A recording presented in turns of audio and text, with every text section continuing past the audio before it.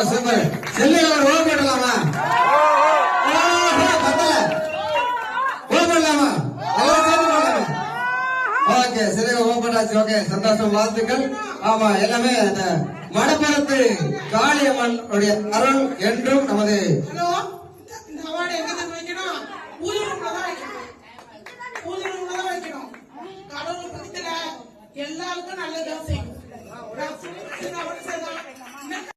வாழ்த்துங்க.